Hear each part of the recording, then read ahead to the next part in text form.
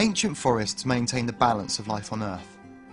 They house around 2/3 of the world's land-based species of plants and animals.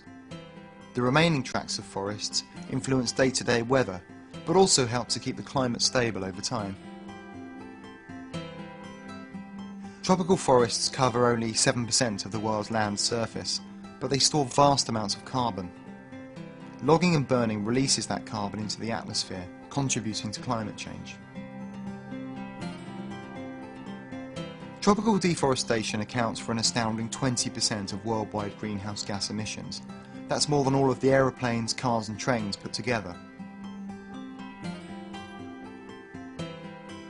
And deforestation of the Amazon has turned Brazil into the world's 4th largest climate polluter.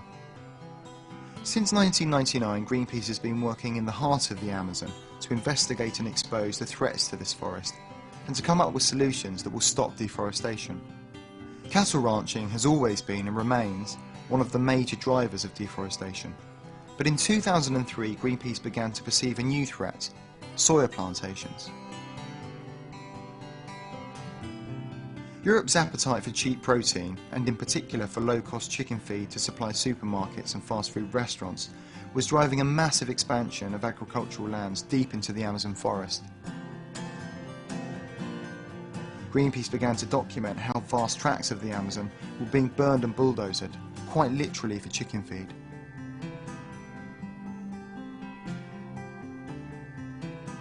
With the controversial construction of this soya export facility in Santarém, Greenpeace began working with the local community and Brazilian organisations on the ground to expose the destruction and stop further expansion, and we began a 3-year investigation to find out who was responsible.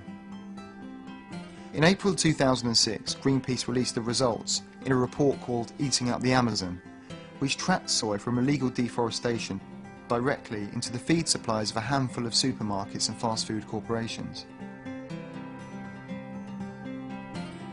We began a campaign to rally consumers to demand change and put an uncomfortable spotlight on some of the world's biggest brands. To their credit, McDonald's was one of the first to respond, and along with other corporate soya consumers, joined with Greenpeace in bringing the major soya traders in Brazil to the negotiating table. The conclusion was a moratorium on the purchase of soya from newly deforested areas in the Amazon, and agreements to improve tracking of soya to avoid destructive purchasing.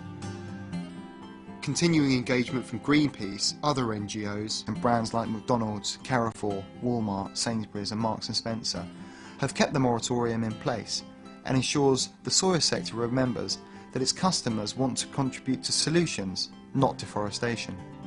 The moratorium has been a huge step on the road to safeguarding the Amazon. Until permanent forest protection measures are put in place, it's a model that we need to see replicated across the planet.